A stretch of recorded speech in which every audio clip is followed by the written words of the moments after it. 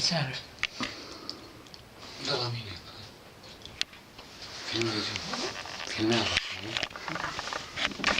După ce am început luptele, am mers până la Odessa. În Ucraina. Acolo, da, acolo au fost lupte grele. Acolo am fost rănit și ne-a pătut catușa a mai grea armă. Călcai pe morți, numai. Eu topi pe noștri. Și am fost rănit, am fost Dar erau luptele românilor cu rușii. rușii, da. Când eram aliați atunci cu germanii.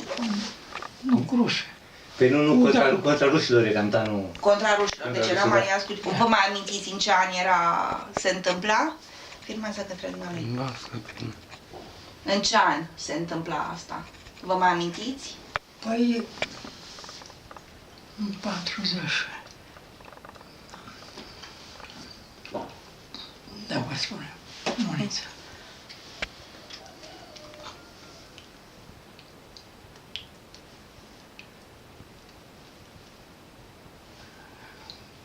Poate l ajutăm noi dacă e 42, în 45 se termina războiul. Da. În 40. În 47. 47. Pe cred că au mai fost lupte și după. Da, și după. Da. Bun, ceva evenimente, camarazi de război. La ce armă a zis că ați fost? În timpul Pitești. Asta era unitatea. Da. Așa, dar arma cu care ați luptat? Da. Pe vânători e arma. Deci mă avem și noi unitatea asta aici, în orașul la noi. Și câți ani ați fost pe front? Ați fost până la finalul războiului sau... Păi, am luptat până sunt așa, am o mățeală, mă scuzați. Am o mățeală. Nu mai ține Da, minte. stați liniștită. Uităm noi de săptămâna trecută, da, păi, de acum, atâția ani.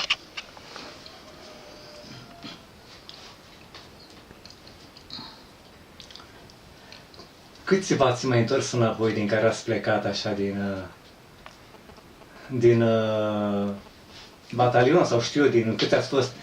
Cât s-au mai întors înapoi? Mai ții minte? Nu mai. Nu mai ții minte, Dacă am fost rănit, am fost la spital, deci s-a cam rupt legătura cu Da. ceilalți care s-au dus sau știu. Ce vroiam să vă întreb? De aici din zonă ați plecat mai mulți da. și ați rămas prieteni cu cei sau cu camarazii de război? Ați ținut legătura și apoi? Nu, n-am mai venit, am murit. Unii dintre ei au murit. Dar unde ați fost rănit? La picior. La picior. Da. Am rămas picioarele amândouă.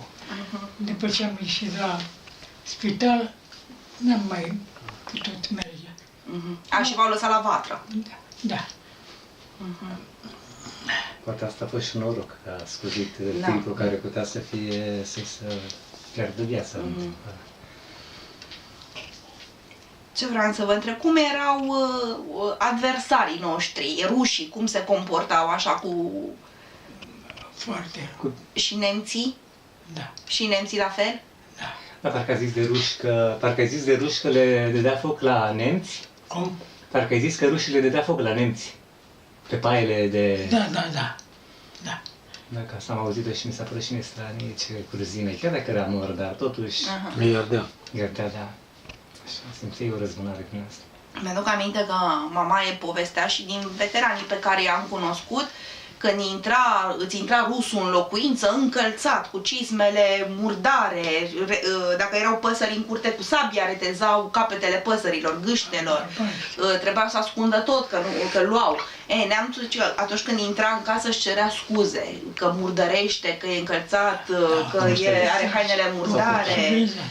Erau mai civilizați, dar rușii erau așa Au mai... fost barbare, așa au zis. Păi, din ce... Căutau băutură, după câte am înțeles, pe ce mai dat. Mă uitam pe când ducea niște prizonieri ruși, nemți.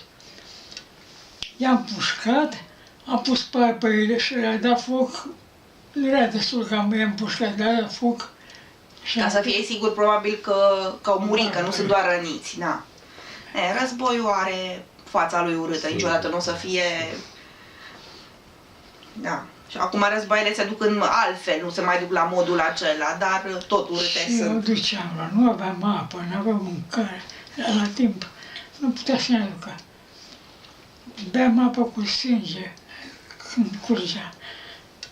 Până la duceam că nu putea să mai aducă mâncare.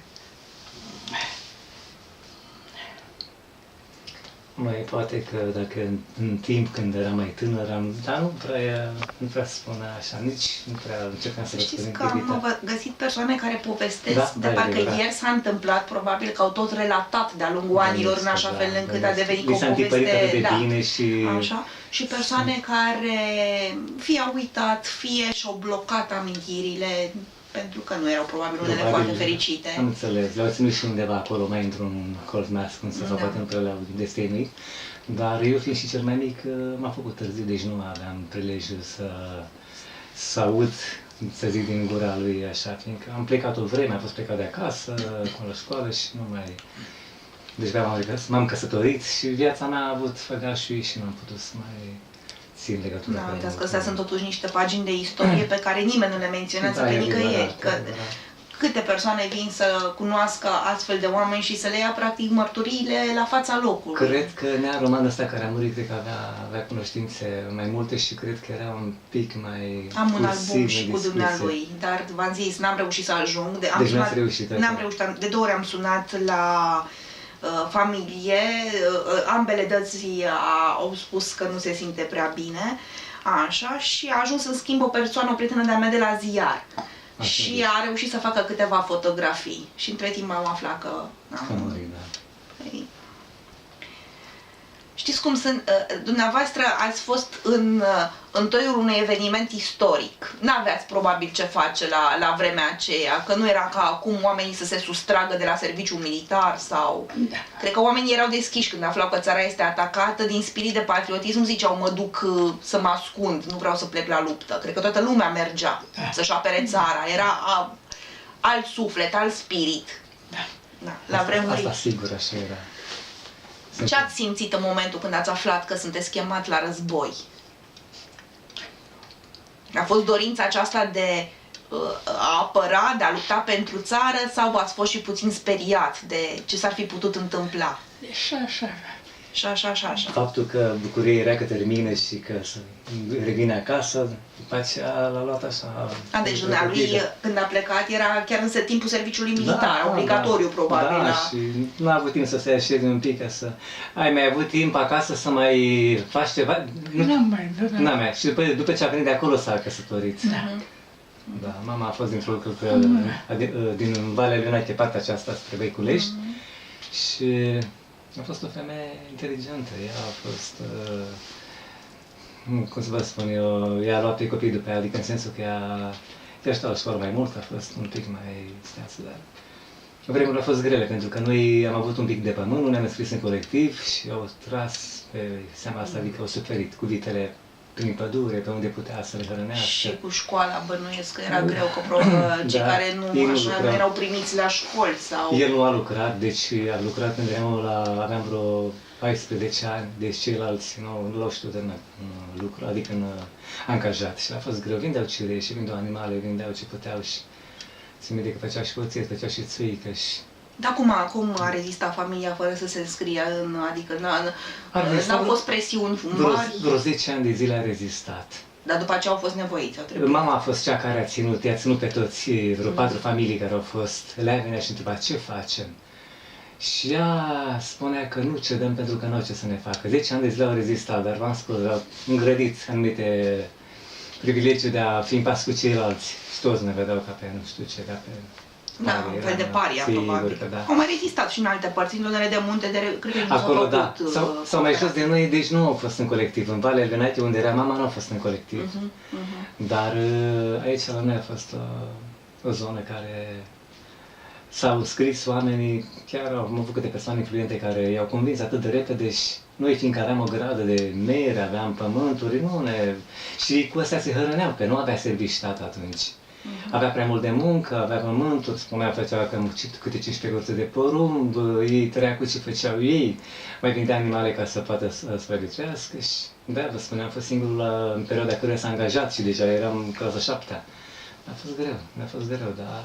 Și atunci când s-a angajat, în ce domeniu a lucrat? A lucrat la fabrica de chirestea la IFA, aici, lângă fabrica de proteine, IFA ăsta, IF2, cum zice. Și fiindcă nu avea vechime suficient, a lucrat peste vârsta. Deci a ieșit pe la 65 el. Parcă la 62 se ieșea atunci și ca să facă 11 ani de vechime, a ieșit pe la 65. I-a spus să mai stea și el a mai fost un pic mai protejat de oamenii, la fiind mai în vârstă, l-au mai protejat de așa un pic. Mai făcea din noapte, ca acasă avea de muncă, a fost perioadă grea. Dar bucuria este că mama îl tot împingea și spunea, du-te la servici, că copiii se duc la casele lor și o să ne fie greu. Și totuși, la insistențele ei, s-a dus la un moment dat. Nu că era putut să avea foarte mult de muncă acasă. Am spus, de coasă, lemne, se ducea, făcea chirii în stânga, în dreapta, el cu asta câștigă existența. Dar faptul că s-a angajat și că are o pensie e un lucru foarte bun pentru el și pentru noi, că nici noi nu descurcăm prea bine. Dumneavoastră lucrați la mănăstire? La episcopie lucrez. Am lucrat și la mănăstire și acum lucrez de episcopie zi de zi. Înainte lucram pe ture, acum fac o zi lucrez, o zi stau acasă și așa a vrut episcopul să fiu acolo. Mai tot am și lumânări și să fiu în preajma fabricii de lumânări, să fac și serviciul ăsta. Și mă bucur că sunt aproape cu serviciu. Da, bine aproape, dar e în capătul celălalt. Bine, gândindu-ne că alții pleacă la București, la pază, la ore din noapte ca să ajungă și e greu și pe la liceele astea, unde sunt elevi ăștia dificilă parte dintre ei, probleme, eu cel puțin la mine mi-e liniște și sunt mai bucuros că sunt... Și e și un alt mediu acolo. Da, e alt mediu, într-adevăr. Nu cred că este foarte greu și muncă din asta curată, așa... Da, e bine, contează mult și mediul în care lucrezi. Dacă ai lucra, să zic, la Igro, parcă ai fi aproape la nivelul celor care sunt, dar așa, având de face cu tot felul de oameni, parcă un pic mai spicuiești câte ceva, poate mai înveți câte ceva de la fiecare. Oricum aveți, cum să zic eu, vorba foarte blând, așa, chiar mă gândeam că la un anumit moment zic, domnul nu fi cumva preot. Mai ales când mi-a zis și de episcopie, zic că o fi preot. Nu, eu am mai fost cântăret la biserică, deci pe mine mă lega domeniul ăsta în care eram la episcopie. Mă lega pentru că de fapt și diploma mea de cântăreț a fost un atu când m-am angajat, că nu prea au avut atâta nevoie atunci, dar a zis că din cum să vă spun eu, din domeniul lor, cum s-ar spune, deci din cadrul lor, cum ar fi, și mi-a prins bine. M-am bucurat, m-am simțit bine că a fost aproape și chiar zic, Doamne, să păstrez la pensie. N-am decât 54, aproape 55. Să fii sănătos, sigur veți ieși la pensie de aici, că nu știm ce aduceți de mâine. Noi ne facem planuri, poate gândim în viitor, că așa trebuie să fim optimiști. Da? Frica mare și mi-a făcut să nu cădem prizonieri. Ne ducea 3 săptămâni nemâncați decât apă, cană de apă. Că nu puteau să treacă cu mâncarea. Ați fost în prima linie? În prima linie a frontului ați luptat, da? Și mi-a fost frică de prizonieri. Am scăpat. Acolo îi ducea, băga mea de cărbuni, cu ofițeri, cu tot, munceau un sfert de pâine pe zi și apă. Da. În Siberia. Frigă. Unii s-au mai întors și bunicul meu a fost în lagăr în Siberia. Nu l-am cunoscut, că a murit când avea mama 7 ani. Dar a căzut prizonier și a ajuns în lagăr în Siberia. Unii s-au mai întors, alții... Da. Unii au venit pe jos de acolo. Da, mai auzit și eu, da. Foarte greu.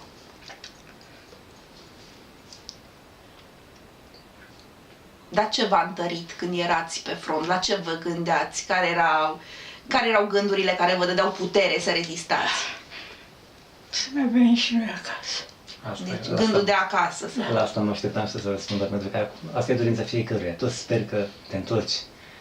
Câți s-au întors, Dumnezeu știe, sau cei care au avut plecați, dar au fost dureri imense atunci când nu s-au mai întors acasele lor. Faptul că chiar și la mine a fost o femeie care era logodită și erau frumoși amândoi, superbi așa, și a suferit atât de mult cu pierderea logodnicului, S-a recăsătorit cu întârziere, dar toată viața a spus că ea nu poate să uite omul pe care l-a iubit. Am avut și ofițeri foarte pregătiți de război. Ne-au murit, am băgat alte cadre care nu cunoșteam. Nu erau așa bine pregătite. Și mi-era frică numai să nu depricem, să nu cădim. Și a păzit Dumnezeu. Deci, până la urmă, tot gândul la Dumnezeu, la credință, la casă, v-au însuflețit și v-au dat așa putere să rezistați. Da. Au trecut acum lucrurile. Când vă uitați așa în urmă, Acum văd că are condiții, acum îi duce cu avion, au condiții, au... a mai avansat tehnica, nu mai este... Așa e. Acum este mai mult un război informațional decât unul pe câmpul de luptă cu arma în mână, mai puțin ca în vremurile acelea.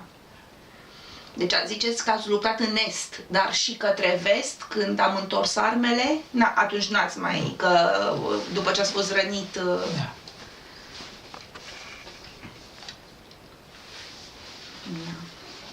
Și apoi, după război, cum a fost viața?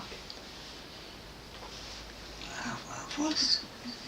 Am înțeles că ați venit acasă, v-ați căsătorit. Da.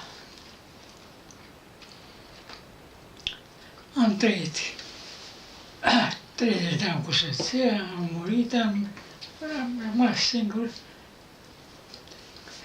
Continua. Ați rămas alături de familie, de copii. Familie, da. Da, dintre frații dumneavoastră, ați fost singurul care a fost pe front, dintre ceilalți frați? Am avut 2. Încă 2 au mai fost pe front. Da. Dar s-au întors și dumnealor acasă. Ați luptat împreună? Erați... Nu. A fost diferență de ani între ei și nu a fost împreună.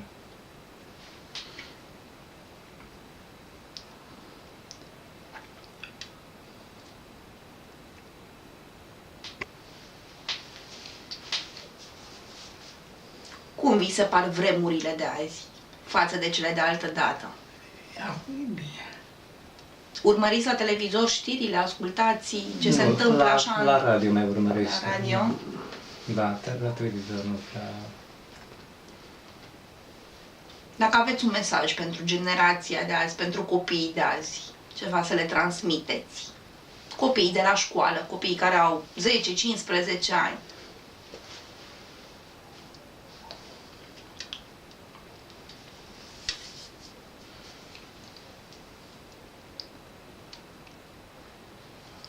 Nu mai știu, sunt amețit așa și nu mai...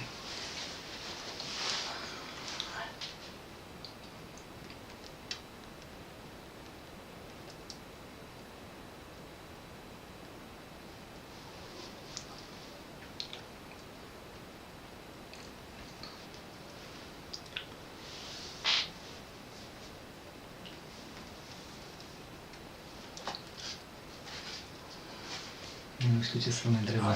Trecut din Crimea, acolo am avut și un frate. Și acolo ne-a înghețat în momentul noi. Așa de frig era iarnă. Da. Iar ce? Îngheța, Mâna pe pușcă. da.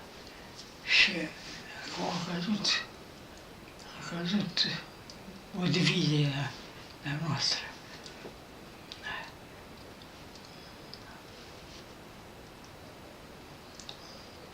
Dar noi eram pregătiți pentru acest război, aveam tehnică militară ca rușilor sau erau trimiși oamenii mai mult cu mâinile goale să lupte, nepregătiți. Nepregătiți. Deci au fost și nepregătiți. Da. Erau tineri cei care luptau? Și dativ. Sau mai erau și mai persoane mai în vârstă? Mai am văzut. Și domnul care l-a prizonier ducea 3 săptămâni până în Siberia. Atât.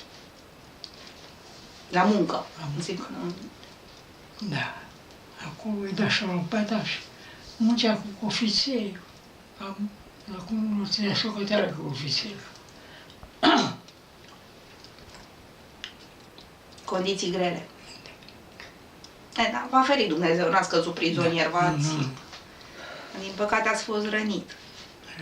Sau din fericire, Poate cum da, din zice. fericire mai degrabă, că poate n-ar fi ajuns până la capătul războiului. Și cei care au fost luați prizonieri, vă dați seama că a fost foarte greu pentru ei, că au rămas ani în continuare acolo. Da, pe războiul probabil se terminase și Da, încă ei au erau... rămas tot acolo, chinuiți. Nu s-au putut bucura de a reveni în țară. Și poate chiar au grizul morți, familiile văzând că nu apar. Da.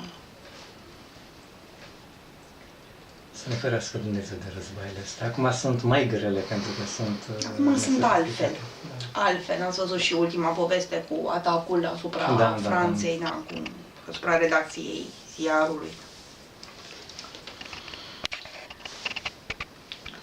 Am avut un frate, a căzut și el prizonier și a fost acolo, în Siberia. Și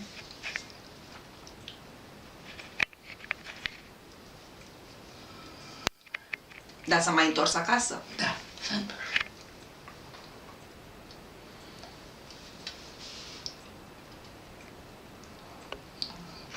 A fost negustă cu comerțul, a fost cu aprovizionarea, am dus mai în alta.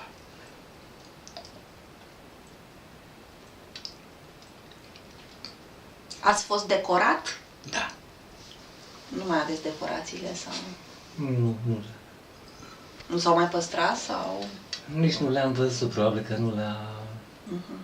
Că bănuiesc că faptul că a fost rănit pe front ar fi trebuit să aducă decorații.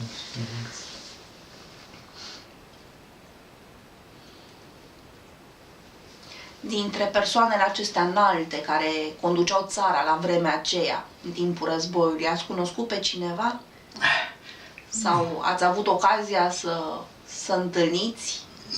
Nu. Pe regele l-ai văzut vreodată? Pe regele l-ai văzut în fața ochilor vreodată așa? Ai avut prilejul să-l vezi? Pe regele Mihai. Nu că a fost regimul, a fost atunci, a vrut să omoare, l-a cătat a fost plecat că omora.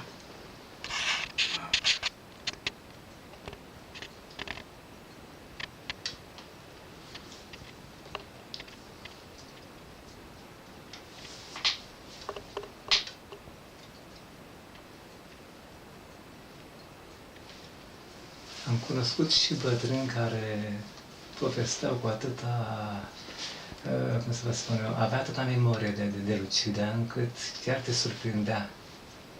Deci, cu ani mulți în urmă, parcă de ce că spuneți relata, aveam o bătrână aici, nu din, de fapt, mai mult femeile sunt un pic mai guralive și povesteau. E o binecuvântare să stai în preajma cuiva să-ți povestească perioadele prin care a trecut.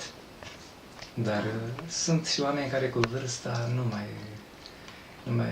au puterea. Dar mai sunt aici în zonă veterani, în afară de dumnealui? Nu. Dar soții, urmași, în sensul de soție? La veterani... Da, e o bătrână care soția unui veteran. Tanti Marioara lui Nei Mihai, e soție de veteran. Femeia asta e bărbăreață. Și o fi știind povești, o fi cunoscând? Eu n-am mai fost acolo, mai mă duceam cât un pic de lapte, câte ceva aici, dar am să stau de vorbă cu ea dacă poate să dea informații așa și să fie... E în vârstă? E în vârstă, da, e o femeie care are memorie bună și ar putea să povestească. Că mă gândesc că poate i s-a povestit anumite lucruri și... Soțul era un om inteligent pentru vremea respectivă, deci era mai cu ziarul în mână și cred că a avut de la el multe de învățat sau auzit de la el multe, nu se... filmează? Da. Da, noi nu avem posibilități, asta nu e un aparat al școlii. Am înțeles. Măcar în mică imagine ca unul din veteranii care mai sunt în viață. Chiar O să le aveți dumneavoastră, să încerc să vi le pun pe un CD ca să n-a putut vă el rămână... să fie de ajutor atât de mult, dar A, da, nu, e grozav numai faptul că l-am întâlnit și am avut ocazia să stăm de vorbă, adică suntem niște privilegiați. Dar nu se prea vede bine insigna. Nu se vede bine? și din cauza că nu e lumină mult aici. Nu e nici lumină. Nu, nici aparatul Da. nu e de Înțeles. scrisul, că eu mai mult pe insignă m-am dus să se vadă să vadă mai bine, scrisul insignei și El a fost sănătos, tata a fost un om sănătos. Chiar și datorită faptului că are o vârstă atât de înaintată, nu doare nimic. Decât atâta spune că mai amețește faptul că nici nu mai se mișcă. El până la 93 de ani și muncea grădină. Deci și o săpa, era meticulos în tot ceea ce făcea, dar acum nu mai, de la 93 de ani n-am mai putut să mai fac activitățile astea. Dar tot se oferea să-ți facă ceva, să-ți curețe niște păstări de fasole, să-ți facă ceva pe loc, cât putea. Asta că amețesc dacă stau în jos, dar ce pot să fac, le fac, vă ajut. Da, și se oferă, adică e interesant e că vezi că la vârsta lui zice că tată... încă vrea să Da, facă. dacă vrei te ajut și eu cât mă vede că muncesc ceva acolo și... A zis, tată, faptul că ești lângă mine mă bucur că te văd aici. Da, și nu se baită de nimic, doare cu tare. Nu mai vorbim să zicem așa, să gândească cel puțin la noi. Pe cum să gândesc multe să zică, Doamne, eu niciodată nu, să n-audă de... Parcă s-a îndepărtat de așa, parcă nu să n-audă de... Pe cine mai avem noi așa, tot veteran de război, dar nu știu cum îl cheamă, de la preotul Nica, cred că este socru, nu socru, tatăl soacrei preotului Nica. Dar la noi în sat nu prea e Nica. Deci, Nu, Nica, cred că pe la Strivarea Străiești, prin zona aceea. Eu fac preot, deci tatăl Nica, parcă Nica Bogdan, să zic că îl cheamă.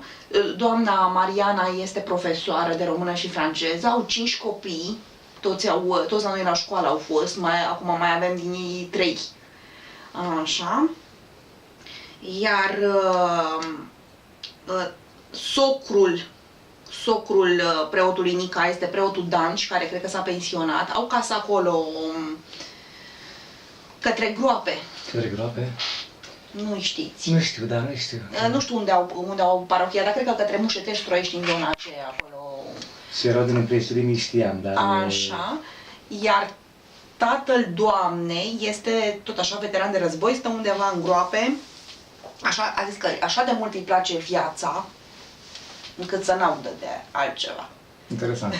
Chiar și eu, de când știu, niciodată nu a zis că mi s-a luat sau nu mai că chiar se bucură de fiecare zi. Cred că mai mult zicem noi ăștia tinerii decât cei în vârstă. Cred că noi suntem mai inconștienți Faptul că la... suntem și mai stresați noi. Da. Dar dacă n-are ameții, bine și picioarele, că doare și merge greu, așa că nu mai puteți să... De atunci rămas sau Nu, știți, traumatice? l-am mai călcat odată căruța pe mijloc și de atunci s-a plecat cât un pic, deci pe la 60 ceva de ani parcă tindea să se aplece de spinare. Și după aia s-a lăsat până a ajuns în stadiul ăsta, că îmi spunea că nu mai pot să mai merg drept. Dar ceva băi, tratament... A fost de vreo 2 ori, dar nu își permitea și acum nu, că e riscant, dacă e riscant. Făcând pauzele mari, am înțeles că te poate răsculite de peste cap și nu riscă să nu facem...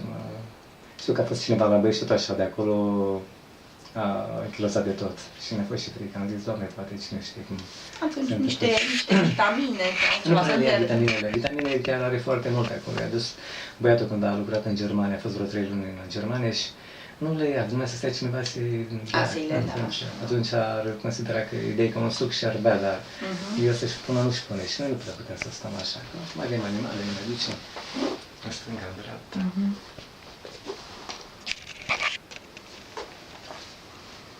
Să știți că a fost un privilegiu să vă cunoaștem. Mă bucur foarte mult că v-am întâlnit.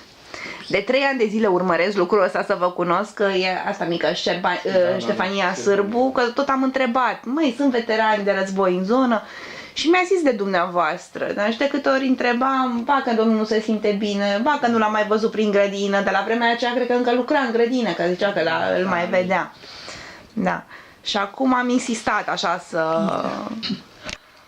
A vrut Dumnezeu să spargă viața asta și să reușim să ne întâlnim. Că și eu mă gândeam că să nu-i termine ceva, că mi-a zis că intervine ceva, m-am gândit că nu puteți veni și astăzi și nu eram Deci îngrijorat. cu riscul de a nu mă duce în locul respectiv. N-aș fi cedat, pentru că mi-ar fi fost mie după aceea greu să ajung. Odată acum am beneficiat de mașină, dar e greu să ajung, la dumneavoastră, că nu știu ce mijloace de transport, sunteți destul de departe aici. Așa. Dar a fost o bucurie să vă... Măcar cu un pahar de sus. Nu, mulțumesc. Este cozonac, dacă vreți să... Stați liniștit.